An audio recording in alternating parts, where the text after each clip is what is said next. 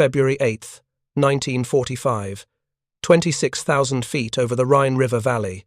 Captain Donald Gentile watched 4 Messerschmitt BF 109s climbing toward his formation in a textbook defensive weave. The German pilots were experienced, their spacing precise, their altitude advantage minimal but real. Standard doctrine called for the American P-51 Mustangs to maintain formation, use superior speed to position for diving attacks, avoid head-on passes against aircraft armed with 20mm cannon and 30mm guns firing through the propeller hub.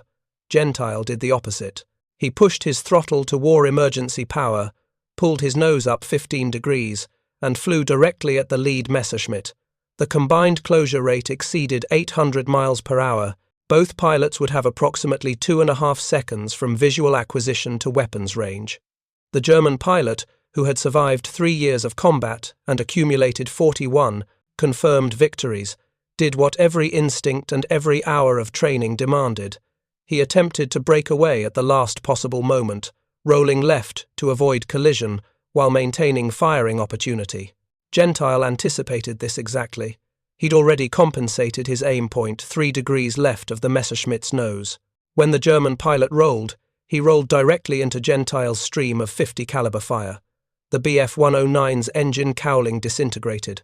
The aircraft snap-rolled violently and entered an uncontrollable spin. Gentile's Mustang flashed past the dying German fighter at a combined speed that made both aircraft appear as momentary blurs. His wingman confirmed the kill 30 seconds later when debris from the Messerschmitt was still visible against the winter clouds below. The engagement had lasted 4 seconds from initial commitment to separation. The German pilot never fired a shot. This wasn't an isolated incident or a moment of reckless courage. By early 1945, American fighter pilots across Europe had developed and refined head-on attack tactics that systematically exploited a fundamental flaw in Luftwaffe defensive doctrine. German pilots, trained since the late 1930s in aerial combat techniques emphasizing deflection, shooting, and energy management, discovered their accumulated experience meant nothing when facing opponents who refused to maneuver predictably. The mathematics of head-on engagements created a tactical environment where reaction time mattered more than flying skill, where weapons accuracy at extreme range decided outcomes before traditional dogfighting began, where the pilot who committed first and held his course longest survived while the pilot who flinched died. These weren't the sanitized after-action reports filed with 8th Air Force headquarters. This was warfare reduced to its most brutal arithmetic: 800 miles per hour of closure speed, 2.5 seconds to acquire, aim, and fire. Zero margin for hesitation. The story of head-on fighter tactics represents something beyond conventional military history. Between 1943 and 1945, a relatively small group of American pilots discovered that the human nervous system could process targeting information faster than anyone believed possible. They learned their aircraft could withstand structural loads from violent evasive brakes that engineering analysis suggested would cause catastrophic failure. Most importantly, they proved that attacking directly toward the threat, accepting collision as a possibility, created psychological pressure their opponents could not withstand. If you're enjoying this deep dive into the story, hit the subscribe button and let us know in the comments from where in the world you are watching from today. The Messerschmitt BF 109 entered combat in 1937 during the Spanish Civil War. By the time America entered World War II in December 1941, the BF 109 had accumulated more combat experience than any other fighter aircraft in existence. German pilots had refined their tactics through thousands of engagements over Spain, Poland, France, Britain, and the Eastern Front. They understood energy management, deflection shooting, formation tactics, and vertical maneuvering at an expert level that Allied pilots in 1942 could barely comprehend. The standard Luftwaffe approach to engaging enemy fighters involved maintaining formation integrity, using altitude advantage when available, and executing coordinated attacks that isolated individual enemy aircraft. German pilots were taught to avoid head-on passes, except as a last resort defensive maneuver. The reasoning was sound. Head-on engagements negated the attacker's ability to control closure rate and angle. Both pilots faced maximum deflection shooting difficulty. The risk of collision was substantial. Most critically, head-on passes gave neither pilot a decisive advantage, resulting in mutual ineffectiveness rather than clear victory. This doctrine worked brilliantly when facing opponents who followed similar tactical principles. British pilots flying Supermarine Spitfires and Hawker Hurricanes during the Battle of Britain generally avoided head-on attacks. Soviet pilots on the Eastern Front, flying Yakovlev and Lavochkin fighters, employed tactics emphasizing turning combat and vertical maneuvers. German pilots facing these opponents could predict their behavior with reasonable accuracy. Predictability enabled tactical planning. Tactical planning enabled victory. American pilots arriving in Europe in 1942 and 1943 initially followed similar doctrine. Training programs at bases in California, Arizona, and Florida emphasized maintaining formation, using altitude advantage, and executing boom and zoom attacks. Instructors specifically warned against head-on passes, describing them as wasteful, dangerous, and tactically unsound. The official position was clear. Head-on attacks were desperation maneuvers to be avoided by competent pilots. Then combat experience began contradicting training doctrine. The first documented intentional head-on attack by an American pilot against a German fighter occurred on April 17, 1943, during an escort mission over the Dutch coast. Captain Walter Cook of the 56th Fighter Group, flying a Republic P-47 Thunderbolt, encountered a Focke-Wulf FW-190 attempting to intercept B-17 bombers at 24,000 feet. Cook had altitude advantage and initiated a standard diving attack. The German pilot, recognizing the threat, broke away and began a climbing turn that would deny Cook a favorable firing position. Rather than following through the turn, bleeding energy, and potentially exposing himself to other German fighters, Cook did something his instructors had explicitly warned against. He pulled his nose up sharply, pointed directly at the climbing FW-190, and accelerated to maximum speed. The Focke-Wulf pilot saw Cook's Thunderbolt approaching head-on and assumed the American would break away or fire a hasty burst before maneuvering. Standard procedure. Predictable behavior. Cook maintained his heading. At 800 yards, he opened fire with his 850 caliber machine guns. The P-47's armament, concentrated in both wings, created a cone of fire approximately 15 feet wide at that range. The FW-190's wingspan was 34 feet, 6 inches. Cook's bullet stream intersected the German fighter's left wing route. At 600 yards, with closure speed exceeding 700 miles per hour, the FW-190's pilot broke left, attempting to avoid both the incoming fire and the potential collision. This maneuver placed his aircraft's fuselage directly into Cook's stream of fire. 50 caliber armor-piercing, incendiary rounds tore through the Focke-Wulf's engine, cockpit, and wing structure. The German fighter rolled inverted and fell toward the North Sea, trailing smoke and debris. Cook flashed past the destroyed aircraft with less than 200 feet of separation. His entire engagement, from initial commitment to separation, had lasted approximately 6 seconds. When Cook landed and described the engagement during debriefing, his squadron commander expressed concern about the collision risk. Cook's response, documented in the squadron's informal logs, was pragmatic. The German pilot broke first. If I'd broken first, he would have escaped or possibly gotten a firing solution on me during my evasive maneuver.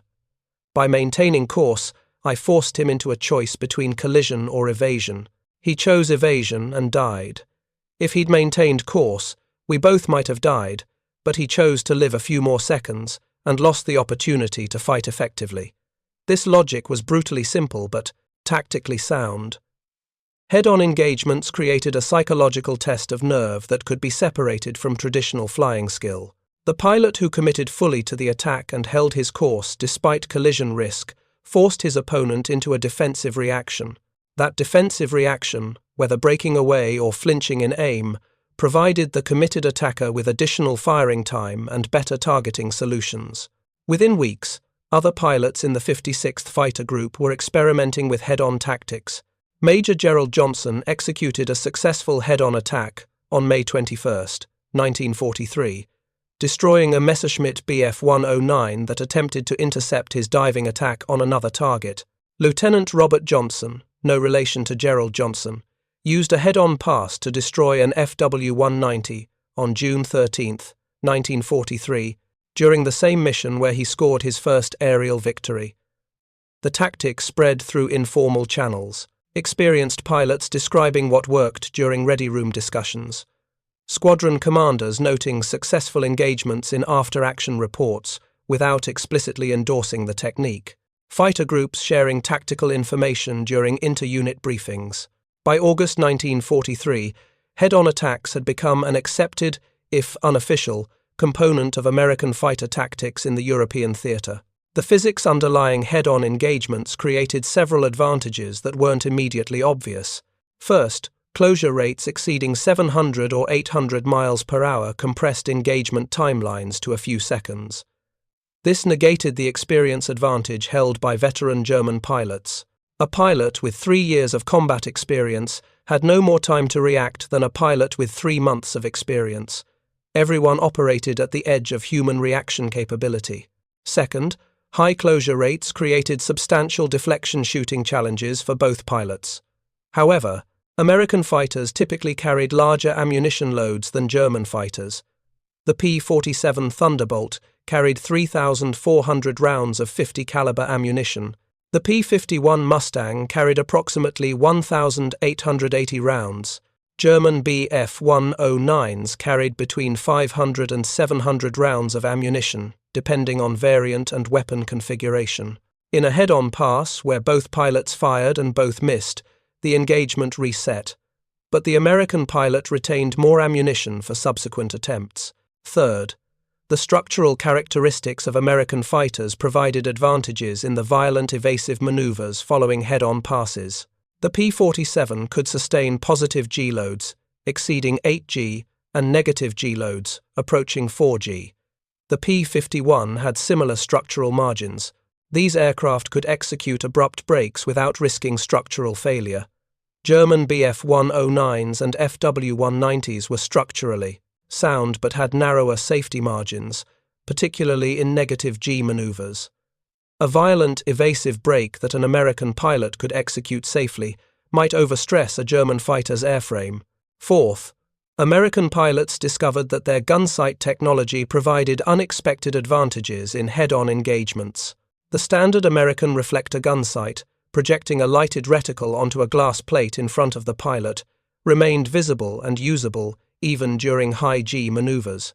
Some German fighters used similar technology, but others relied on simpler ring and bead sights that were more difficult to use effectively during violent maneuvering. This seemingly minor technical difference became significant when both pilots were pulling heavy G-loads while trying to track a rapidly moving target. The psychological dimension of head-on attacks proved as important as the physical advantages. German pilots trained in traditional aerial combat doctrine faced an opponent whose behavior contradicted their assumptions. Every hour of training, every combat engagement, every tactical briefing had reinforced specific patterns. Opponents would attempt to gain position advantage. They would maneuver to avoid disadvantageous situations. They would break away from head-on courses to preserve their aircraft and lives. American pilots who committed to head-on attacks violated all these assumptions. They appeared willing to accept collision risk. They fired at ranges German pilots considered too distant for effective shooting. They maintained their attack heading even when German pilots were firing back. This behavior created cognitive dissonance. German pilots found themselves thinking, "This American is either incredibly skilled or suicidal, and I cannot determine which before I must react." That moment of uncertainty, lasting perhaps half a second, was sufficient.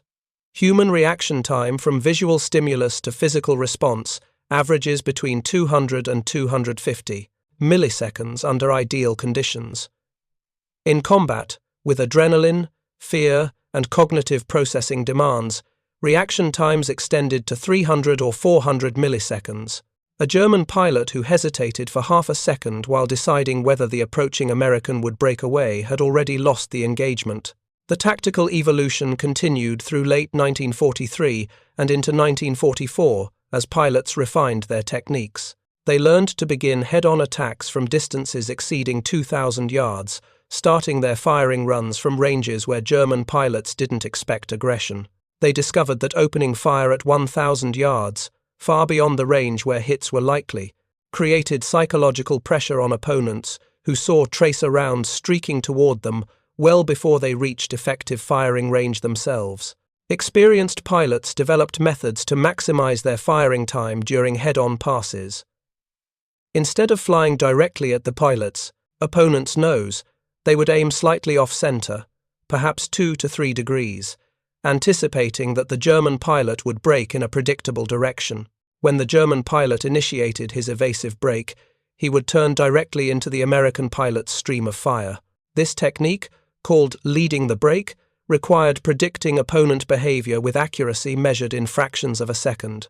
Captain Donald Gentile, who would become one of the highest-scoring American aces in Europe with 23 aerial victories, refined head-on tactics to an extraordinary level. Gentile joined the Royal Air Force in 1941, before America entered the war, flying Supermarine Spitfires with No. 67 Squadron. He transferred to the United States Army Air Forces in 1942 and began flying P-47 Thunderbolts with the 4th Fighter Group, later transitioning to P-51 Mustangs. Gentile's combat reports from late 1943 and early 1944 show systematic use of head-on tactics. On November 26, 1943, he destroyed 2 BF-109s using head-on attacks during a single mission. On January 30, 1944, he employed head-on passes to destroy 3 German fighters in rapid succession during a massive engagement over Frankfurt. His technique involved committing to the attack from extreme range, maintaining absolutely steady aim despite incoming fire, and breaking away only after his opponent broke or after passing through the effective range zone. In post-war interviews, Gentile described his tactical philosophy. German pilots were trained to be aggressive and skilled, he explained, but they were also trained to survive. When you flew directly at them, firing continuously, they faced a choice: maintain course and risk collision, or break away and live to fight another moment. Most chose to break. Once they broke, they gave me control of the engagement. I could follow through and continue attacking, or I could break away and reset for another pass. The German pilot who broke first lost the initiative and usually lost the fight. By early 1944, Luftwaffe intelligence had identified American head-on tactics as a significant threat. German after-action reports from this period increasingly mentioned American fighters attacking from head-on positions with apparent disregard for collision risk. Luftwaffe tactical directives issued to fighter units in March and April 1944 specifically addressed this development. German pilots were instructed to avoid head-on engagements when possible. If forced into head-on situations, they were told to fire early, from maximum range, and break away aggressively. Do not attempt to outshoot the Americans in head-on passes. Their larger ammunition capacity and their willingness to fire at extreme ranges give them advantages we cannot match. Use vertical maneuvers or horizontal brakes to deny them head-on opportunities. These instructions were tactically sound but operationally difficult to implement. By mid-1944, American fighters had achieved air superiority over much of Western Europe. Luftwaffe fighter units were increasingly defending against bomber formations rather than conducting offensive sweeps. Defensive combat against attacking fighters often resulted in head-on situations regardless of German pilots' preferences. The Normandy invasion in June 1944 intensified aerial combat and provided additional evidence of head-on tactics' effectiveness. Allied fighters flying ground support missions encountered Luftwaffe fighters attempting to interdict the invasion beaches and supply routes. These engagements frequently occurred at medium and low altitudes, where traditional altitude advantages were minimal. Captain John Meyer of the 352nd Fighter Group, flying P-51 Mustangs, achieved remarkable success using head-on tactics during the Normandy period. On June 6, 1944, Meyer destroyed 3 FW-190s in a single engagement, all using head-on attacks. His combat report described the action with clinical precision. I observed 3 enemy aircraft at my altitude, approximately 8,000 feet, heading north toward the beachhead. I turned to intercept, accelerating to maximum speed. The lead enemy aircraft saw my approach and turned toward me, apparently attempting to engage head-on or pass closely to fire at my wingman. I committed to the head-on pass, opening fire at approximately 1,000 yards.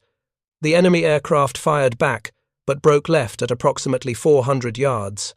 My fire struck his left wing and fuselage. He rolled inverted and crashed into a field near Carenton. I immediately engaged the second enemy aircraft using the same technique. He also broke away under fire and was destroyed. The third enemy aircraft attempted to escape by diving, but I caught him during his dive and destroyed him from a stern quarter position.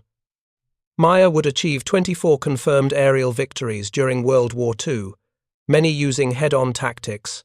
He later commanded fighter squadrons in Korea and rose to the rank of 4-star general, retiring as Commander-in-Chief of Strategic Air Command. His consistent success with head-on attacks during World War II provided empirical validation of the tactic's effectiveness. The mathematical reality of head-on engagements remained brutally simple throughout the war.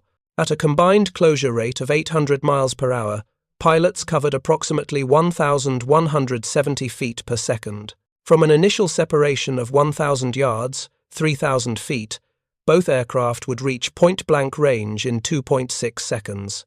During those 2.6 seconds, a pilot needed to acquire the target visually, center the target in his gun sight, compensate for any relative motion, begin firing, maintain accurate aim while both aircraft closed at extreme speed, and decide when to break away to avoid collision. Human reaction time, even for highly trained pilots, consumed approximately 300 to 400 milliseconds of that 2.6 seconds. This left roughly 2 seconds for target tracking and firing. The pilot who began firing first gained perhaps half a second of uncontested firing time before his opponent could return fire effectively. That half-second advantage, at 50 caliber firing rates of approximately 800 rounds per minute per gun, meant an additional 100 rounds downrange before the opponent could respond. The pilot who hesitated, who waited to see if his opponent would break first, who flinched or adjusted his aim at the last moment, gave his opponent the decisive advantage. This created a game theory situation where the optimal strategy was absolute commitment, regardless of risk. The pilot who appeared most willing to die in a collision often survived because his opponent chose to live a few seconds longer and lost the engagement. German pilots found this psychology difficult to counter. 3 years of combat had taught them survival skills. Brake when necessary. Don't take unnecessary risks. Live to fight tomorrow. These instincts, reinforced through hundreds of combat missions, worked against them in head-on engagements where survival instincts became tactical liabilities. American pilots, many with far less combat experience, often demonstrated less concern for their survival in the moment of engagement. Whether this reflected genuine recklessness, superior confidence in their aircraft's survivability, or simply different training emphasis remains debatable. The result was unambiguous. American pilots consistently held their course longer, fired more ammunition, and forced their opponents into defensive reactions. If you find this story engaging, please take a moment to subscribe and enable notifications. It helps us continue producing in-depth content like this.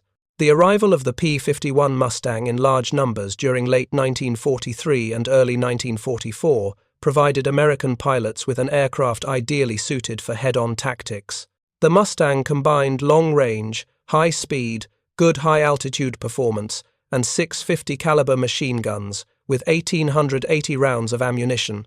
More importantly, the Mustang's aerodynamic design gave it excellent visibility and handling characteristics that proved valuable in head-on engagements.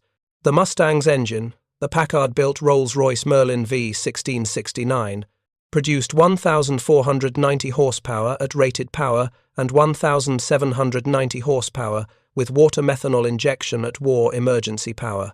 This power-to-weight ratio gave the Mustang acceleration characteristics that matched or exceeded German fighters at most altitudes.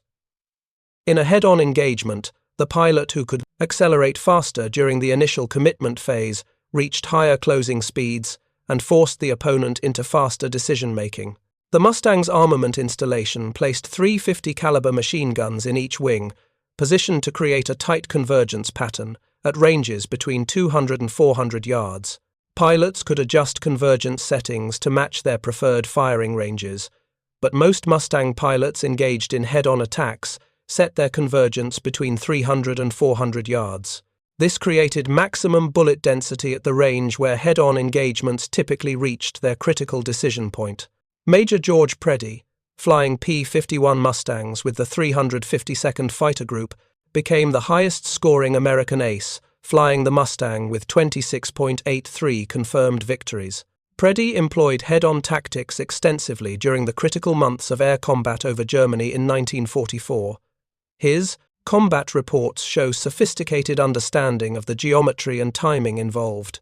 On August 5, 1944, Preddy destroyed 6 German fighters in a single mission, 5 using head-on or near head-on attack angles. His after-action report described his technique. "I positioned my flight above and ahead of the enemy formation, approximately 30 BF-109s attempting to intercept bombers near Brunswick. I rolled inverted and pulled toward the lead enemy aircraft, pointing directly at his nose.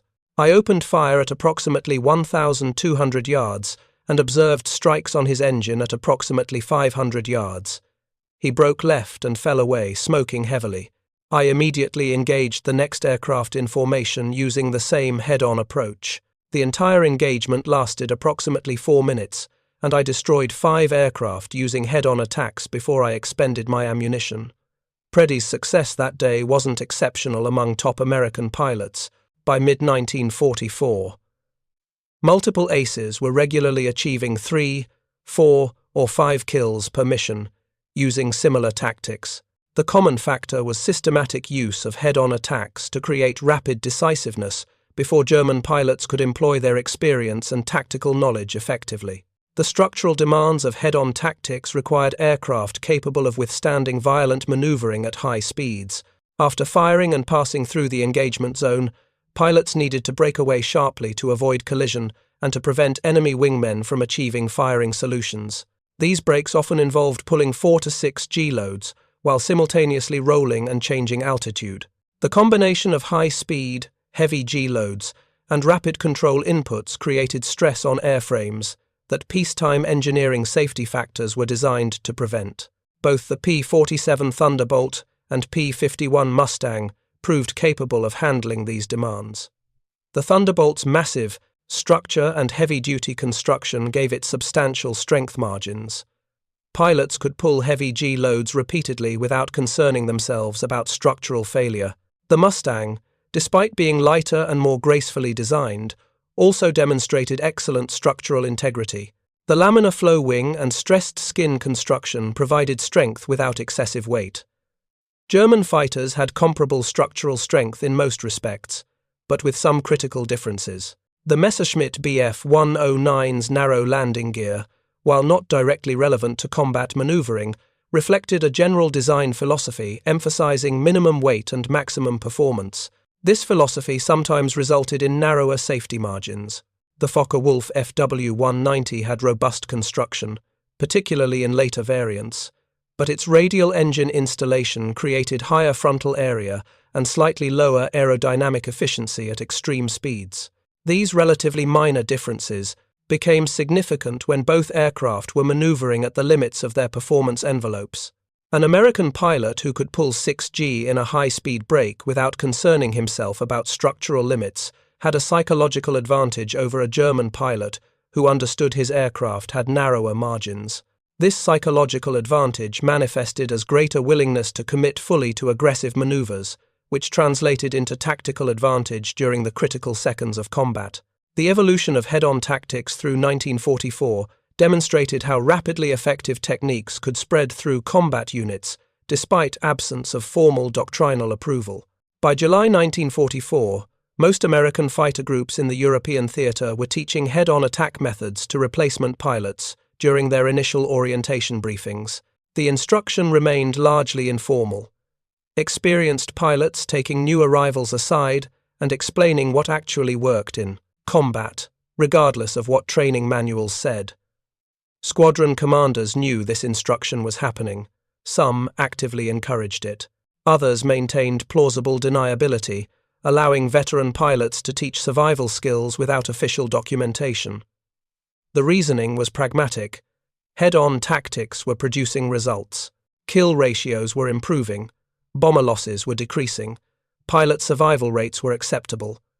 Why interfere with success because of doctrinal purity? The technical execution of head-on attacks required mastering several skills that training programs had never emphasized. First, pilots needed to develop exceptional visual acquisition capability at extreme ranges. Spotting an enemy fighter at 2,000 yards, approximately 1.1 miles, while both aircraft were closing at combined speeds exceeding 700 miles per hour, demanded vision clarity and target recognition speed that exceeded normal human capability. Experienced pilots developed techniques to enhance their visual performance. They learned to scan systematically rather than staring fixedly at one area. They trained themselves to recognize the subtle visual cues distinguishing aircraft types at long range, the wing shape, the engine cowling profile, the distinctive silhouette characteristics. Second, pilots needed to develop what modern fighter pilots call predictive tracking. At closure rates exceeding 1,000 feet per second, aiming where the target currently appeared was useless. Pilots needed to aim at where the target would be when their bullets arrived, accounting for closure speed, bullet time of flight, and target motion. The human brain isn't naturally configured to perform these calculations consciously. Successful pilots developed intuitive feel through repetition, firing hundreds or thousands of practice rounds during training until the compensation became automatic. Third, pilots needed to overcome powerful survival instincts screaming at them to break away as collision became imminent. Evolution had wired human nervous systems to avoid objects approaching at high speed. Overriding this instinct required conscious effort and repeated exposure. The first time a pilot committed to a head-on attack and held his course while an enemy fighter approached at closing speeds exceeding 800 miles per hour was terrifying. The 10th time was still frightening. By the 20th time, it became manageable. By the 50th time, some pilots reported it became almost routine, though the adrenaline surge never completely disappeared. Lieutenant Colonel John Meyer, reflecting on his combat experience years after the war, described this psychological adaptation. The first few head-on attacks, Meyer recalled, were the most terrifying moments of my life. Every instinct screamed to break away, to turn, to do anything except fly directly toward another aircraft that was firing at me. But I'd watched other pilots who broke first. They lost the engagement. They became defensive. Sometimes they died. So I forced myself to hold course, to keep firing, to trust that the German pilot's instincts would break before mine did. After a dozen successful head-on attacks, I discovered something remarkable. I was no longer afraid of the collision. I was afraid of breaking first and giving my opponent the advantage. The fear hadn't disappeared. It had simply shifted focus. The ammunition expenditure associated with head-on tactics created logistical challenges that planners hadn't anticipated. Traditional engagement doctrine assumed pilots would fire short bursts of 1 to 3 seconds duration, conserving ammunition for multiple engagements per sortie. Head-on tactics often involved sustained firing of 5 to 10 seconds or longer, as pilots opened fire at extreme range and maintained fire throughout the closure. A P-51 Mustang carrying 1,880 rounds of 50 caliber ammunition could sustain approximately 23 seconds of continuous fire from all 6 guns. A pilot executing 3 head-on attacks per mission, firing 8 seconds per attack, would expend his entire ammunition load.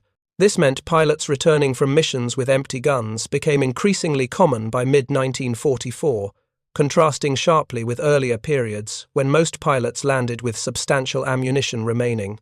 Ground crews adapted by developing faster rearmament procedures. Ammunition capacity remained fixed by aircraft design, but the time required to reload between missions decreased through practice and procedural improvements. Some squadrons experimented with modified ammunition loading patterns, alternating armor-piercing and incendiary rounds in specific sequences designed to maximize effectiveness at the extended ranges characteristic of head-on engagements. The Luftwaffe's response to American head-on tactics evolved through several phases. Initial German after-action. Reports from mid-1943 treated head-on attacks as isolated incidents, possibly representing American desperation or inexperience. By late 1943, Luftwaffe intelligence had recognized this as a systematic tactical development requiring formal response. German fighter units received updated tactical guidance in December 1943 and January 1944. The directives acknowledged that American pilots were employing head-on attacks with increasing frequency and apparent effectiveness. German pilots were instructed to avoid head-on situations when possible by using altitude advantage to force Americans into defensive positions. When head-on engagements were unavoidable, German pilots were told to fire from maximum effective range, approximately 600 to 800 yards, then break away aggressively using vertical maneuvers rather than horizontal turns. These instructions reflected sound tactical thinking, but faced implementation challenges. First, by early 1944, American fighters increasingly held altitude advantage due to superior high-altitude engine performance, particularly in P-51 Mustangs. German pilots couldn't reliably dictate engagement geometry when operating from inferior positions. Second, the instruction to fire early and break away played directly into American advantages. American pilots firing at 1,000 yards or more forced German pilots to begin their evasive breaks even earlier, further reducing German firing opportunities. Third, the psychological dimension remained problematic. German pilots who followed instructions and broke away early were explicitly choosing survival over attempting to win the engagement. This created cognitive dissonance. Fighter pilots, German or American, were trained to be aggressive, to close with the enemy, to achieve victory. Being told to fire once and run away contradicted fundamental warrior ethos. Some German pilots followed the tactical guidance and survived longer. Others ignored the guidance, committed fully to head-on engagements, and often died, proving their courage was equal to their American opponents' courage. Courage, unfortunately, provided no tactical advantage when facing opponents with superior ammunition capacity and equal willingness to accept collision risk. Major Erich Hartmann, who would become the highest-scoring fighter ace in history with 352 confirmed victories, almost entirely achieved on the Eastern Front, encountered American fighters only briefly near the war's end. In post-war interviews, Hartmann described American head-on tactics as psychologically overwhelming. The Americans would fly directly at you, firing continuously from ranges where hitting anything was nearly impossible, Hartmann explained. But the psychological effect was substantial. You saw tracers streaming toward you from 1,000 yards away. You knew the American had 3,000 rounds of ammunition and was willing to fire all of it if necessary. You had perhaps 500 rounds.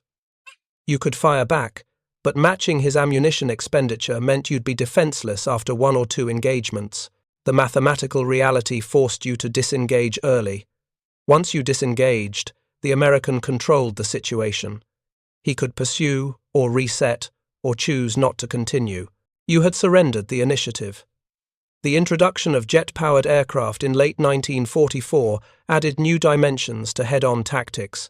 The Messerschmitt Me-262, the world's first operational jet fighter, entered combat in July 1944. With maximum speeds exceeding 540 miles per hour, the Me-262 could outrun any Allied piston engine fighter. However, the jet's acceleration characteristics and fuel consumption created tactical limitations. American pilots quickly discovered that Me-262s were most vulnerable during their approach to bomber formations and during their withdrawal after attacking.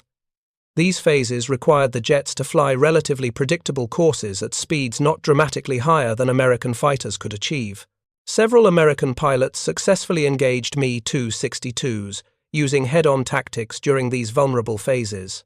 On October 7, 1944, Lieutenant Urban Drew of the 356th Fighter Group achieved one of the first confirmed victories over Me-262s by an American pilot. Drew spotted two Me-262s preparing to attack a bomber formation. Rather than attempting to chase the faster jets, Drew positioned his P-51 Mustang to intercept their approach course. When the lead Me-262 committed to its attack run, Drew executed a head-on pass at a combined closure rate exceeding 900 miles per hour, possibly approaching 1,000 miles per hour. Drew opened fire at approximately 1,000 yards. The Me-262 pilot apparently didn't see Drew's Mustang until too late, possibly due to the small visual profile of a single-engine fighter approaching head-on. Drew's .50 caliber fire struck the jet's left engine and wing root. The Me-262 rolled violently and crashed. Drew's wingman confirmed the kill. The engagement demonstrated that head-on tactics remained effective even against technologically superior opponents when the attacker achieved positional advantage and maintained disciplined execution. The final months of the war in Europe saw head-on tactics reach their full maturity. By February and March 1945, American fighter pilots were routinely engaging German aircraft using head-on attacks as their primary tactical method. The psychological intimidation factor had become so pronounced that some German pilots would break away from head-on situations before American pilots even opened fire, simply to avoid the engagement entirely. Captain Donald Gentile's final combat missions in April 1945, before he was reassigned to non-combat duties, showed head-on tactics applied with complete confidence. His last 3 confirmed victories were all achieved using head-on attacks. His combat reports from this period were notable for their brevity and matter-of-fact tone. Engaged enemy aircraft head-on. Enemy broke away. Confirmed, destroyed. The innovation that had seemed radical and dangerous in 1943 had become standard procedure by 1945. The statistical evidence supporting head-on tactics effectiveness came from multiple sources. Fighter groups that emphasized head-on attacks consistently achieved higher kill ratios than groups relying primarily on traditional pursuit curves and deflection shooting. The 4th Fighter Group, where Gentile served, achieved a final wartime kill ratio of approximately 3.9 to 1. The 352nd Fighter Group, where Preddy and Meyer served, achieved approximately 4.3 to 1. The 56th Fighter Group, which used a mixed tactical approach emphasizing both diving attacks and head-on engagements, achieved approximately 5.3 to 1 when counting only air combat losses. Individual pilots who specialized in head-on tactics showed even more dramatic results. Of Gentile's 23 confirmed victories, 19 were achieved using head-on or near head-on attack angles. His personal kill ratio, considering missions where he actually engaged enemy aircraft, exceeded 15 to 1. Meyer's 24 victories included approximately 17 using head-on tactics. Preddy's 26.83 victories included 20 or more using head-on approaches. These statistics weren't merely accounting artifacts. They represented lives saved and missions accomplished. Every German fighter destroyed meant one less threat to bomber formations. Every successful head-on engagement demonstrated to German pilots that American fighters controlled the tactical environment. The accumulated psychological effect contributed to the Luftwaffe's declining willingness to engage American fighters on equal terms. The human cost of developing head-on tactics was real, but relatively limited. Several American pilots were killed or severely injured in head-on collisions during the war. The exact number is difficult to determine because many accidents were recorded as generic combat losses without detailed explanation. Post-war analysis by the United States Air Force Historical Division estimated that approximately 30 to 40 American fighter pilots were killed in head-on collisions with enemy aircraft during the European campaign. An additional unknown number survived mid-air collisions but sustained severe injuries or aircraft damage requiring emergency landings. These losses, while tragic, represented a small fraction of overall combat casualties. More than 5,000 American fighter pilots were killed in the European theatre during World War II from all causes. The 30 to 40 deaths attributable to head-on collision risks represented less than 1% of total fighter pilot fatalities. From a cold mathematical perspective, head-on tactics achieved dramatic tactical advantages at acceptable casualty costs. The legacy of World War II head-on tactics extended far beyond the immediate wartime applications. Fighter combat doctrine developed in the 1950s and 60s, particularly for jet aircraft operating at transonic and supersonic speeds, incorporated many lessons learned from head-on engagements over Europe. The concept of frontal attacks, accepting high closure rates, and forcing opponents into defensive reactions became central to air combat training. The establishment of the United States Navy Fighter Weapons School, known as Top Gun, in 1969 at Naval Air Station Miramar, represented institutional acknowledgement that aggressive tactics, including head-on attacks, remained critically important in modern air combat. Instructors at Top Gun taught that frontal quarter attacks at high closure rates could create opportunities that stern pursuit could not match. The terminology changed, the speeds increased dramatically, but the fundamental principle remained identical. The pilot who committed to the attack most completely, who fired earliest, who held his course longest, forced his opponent into defensive reactions that surrendered tactical initiative. The Korean War provided the first large-scale test of jet versus jet combat and demonstrated that head-on tactics translated effectively to the jet age. American pilots flying F-86 Sabres against Soviet-built MiG-15 fighters employed frontal quarter attacks extensively.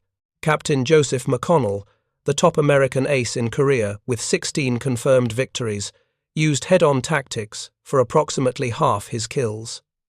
His combat reports described engagements at combined closure rates exceeding 1,200 miles per hour, far faster than World War II engagements, but following identical tactical principles. The Vietnam War reinforced these lessons when early air-to-air missile technology proved less reliable than expected. American pilots found themselves engaged in close-range maneuvering combat against North Vietnamese MiG-17 and MiG-21 fighters. Pilots who employed aggressive frontal quarter attacks achieved better results than those relying primarily on stern pursuit tactics. The Ford Phantom, despite being designed primarily for missile combat, proved effective in close combat when pilots used their aircraft's power and weapons load to overwhelm opponents with frontal attacks. Modern 4th and 5th generation fighter aircraft incorporate design features specifically intended to enhance frontal aspect combat capability. The F-15 Eagle, F-16 Fighting Falcon, and F/A-18 Hornet all have radar systems, weapons, and flight characteristics optimized for engaging threats from any aspect, including head-on. The F-22 Raptor and F-35 Lightning II extend this capability further with stealth characteristics that make detecting them difficult from any angle, giving them first-shot opportunities in frontal engagements that World War II pilots could only imagine. The psychological research conducted after World War II, examining why head-on tactics proved so effective, revealed insights that extended beyond military applications. Psychologists studying combat stress and decision-making discovered that the human brain processes threat assessment differently, depending on whether the threat is approaching or receding. Threats approaching directly toward an observer trigger stronger survival responses than threats moving away or crossing perpendicular to the observer's position. This neurological reality explained why German pilots found head-on attacks psychologically overwhelming even when the objective danger wasn't necessarily greater than other engagement types. An American fighter diving from above, while tactically dangerous, was moving across the German pilot's field of view. A fighter approaching head-on was moving directly toward the German pilot, triggering stronger instinctive responses.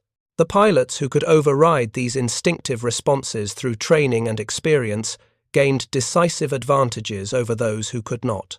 These findings influenced training methodology in military aviation and eventually spread to other high-stress professions. Law enforcement training, emergency medicine, and disaster response programs began incorporating psychological preparation for situations where operators must override survival instincts to accomplish mission objectives. The direct lineage traces back to fighter pilot training programs developed from World War II combat experience. The individual stories behind head-on tactics development humanize the mathematical and tactical analysis. These weren't abstract concepts developed in laboratories or classrooms.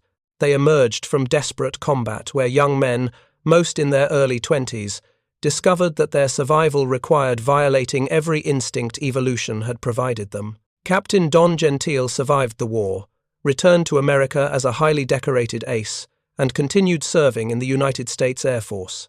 He died in January 1951 at age 29, when the 33 trainer he was flying crashed during a training exercise. His legacy included not just his victory totals, but his systematic refinement of head-on tactics that influenced an entire generation of fighter pilots. Major George Preddy, the top American Mustang ace, was killed on Christmas Day, 1944, not by German fighters but by American anti-aircraft fire near Liège, Belgium. His death illustrated the brutal reality that even the most skilled pilots could not eliminate combat's inherent dangers. His tactical innovations, particularly his methods for executing multiple head-on attacks in rapid succession against German formations, survived him and continued influencing American fighter doctrine. Lieutenant Colonel John Meyer survived the war, continued serving in the Air Force, and eventually rose to 4-star general rank. His career spanned from World War II through Vietnam, providing continuity in tactical development across multiple conflicts and aircraft generations. In his final interviews before his death in 2009, Meyer consistently emphasized that the most important lesson from World War II was simple. Aggressive tactics, properly executed with disciplined teamwork, would defeat superior numbers and even superior technology. The head-on attacks we developed weren't sophisticated or elegant, they were brutally simple. Fly directly at the enemy, fire early, fire often, don't flinch. The Germans had more experience, better training, and often better aircraft. We won because we were willing to press attacks more aggressively than they were willing to defend. The German perspective on these tactics, gathered from post-war interviews and captured documents, provided the other side of the story. Luftwaffe pilots universally described American head-on attacks as their most difficult tactical challenge. The consistency of this assessment across hundreds of interviews with German pilots of varying experience levels suggests head-on tactics created problems German training and doctrine could not effectively solve. Oberleutnant Heinz Noack, who survived the war after scoring 33 victories, described American head-on tactics in his memoir. The Americans would attack in formations, he wrote, multiple fighters coming directly toward you from slightly different angles. You couldn't avoid them all. If you broke away from one, another would have a clear shot. If you tried to engage one head-on, his wingmen would kill you from the sides. The coordination was extremely effective. They fought as teams, rather than as individual knights seeking personal glory. Our training emphasized individual skill and initiative. Theirs emphasized teamwork and mutual support. In head-on engagements, where reaction time was measured in seconds, their approach was superior. The technical specifications that enabled American head-on tactics represented careful aircraft design even when designers hadn't specifically anticipated this application. The P-51 Mustang's armament of 6 Browning M.250 caliber machine guns, 3 mounted in each wing, provided concentrated firepower at ranges between 200 and 600 yards. Each gun fired at approximately 800 rounds per minute. Combined rate of fire reached 4,800 rounds per minute, or 80 rounds per second. During a typical 8-second head-on engagement, a Mustang pilot could fire 640 rounds, downrange. The 50 caliber round itself, officially designated the 12.7mm cartridge, carried substantial energy. Muzzle velocity from aircraft installations reached approximately 2,850 feet per second. The armor-piercing incendiary variant, most commonly used in air combat, weighed approximately 1.7 ounces and could penetrate aircraft aluminum structure easily, damage engines through cowling hits, and incapacitate pilots even with near misses due to fragmentation effects. At typical head-on engagement ranges of 400 to 600 yards, 50 caliber rounds retained sufficient energy and accuracy to achieve lethal effects. The cone of fire from 6 guns, converged at 400 yards, created a beaten zone approximately 10 to 15 feet in diameter. Enemy aircraft with wingspans exceeding 30 feet faced high probability of multiple hits when flying through this beaten zone. The Browning M2's mechanical reliability proved crucial for head-on tactics success. The guns could sustain firing for extended periods without jamming or overheating. Ammunition feeds functioned reliably even during high-G maneuvers. When jams did occur, clearing procedures were simple enough that pilots could sometimes clear stoppages during flight. This reliability meant pilots could commit to head-on attacks with confidence their weapons would function when needed. German fighter armament, while often more powerful per individual weapon, had different characteristics. The Messerschmitt BF 109 typically carried one 20 or 30 mm cannon firing through the propeller hub and two rifle-caliber machine guns mounted above the engine. Later variants added two 20 mm cannons mounted in wing gondolas. The cannon rounds were far more destructive than 50 caliber bullets, capable of destroying aircraft with single hits, but the cannons had lower rates of fire, typically 450 to 600 rounds per minute, carried less ammunition, typically 150 to 200 rounds per cannon, and required more precise aim to achieve hits. In head-on engagements where both pilots were firing at extreme ranges and high closure speeds, the American advantage in ammunition capacity and rate of fire mattered more than the German advantage in projectile destructiveness. An American pilot could fire continuously throughout the engagement. A German pilot needed to conserve ammunition for the moment of highest hit probability. This difference in fighting styles gave Americans psychological advantage. They appeared confident, even wasteful, in their ammunition expenditure. German pilots appeared more conservative, more cautious. In contests of nerve, appearing confident provided tangible advantage. Thank you for watching. For more detailed historical breakdowns, check out the other videos on your screen now, and don't forget to subscribe.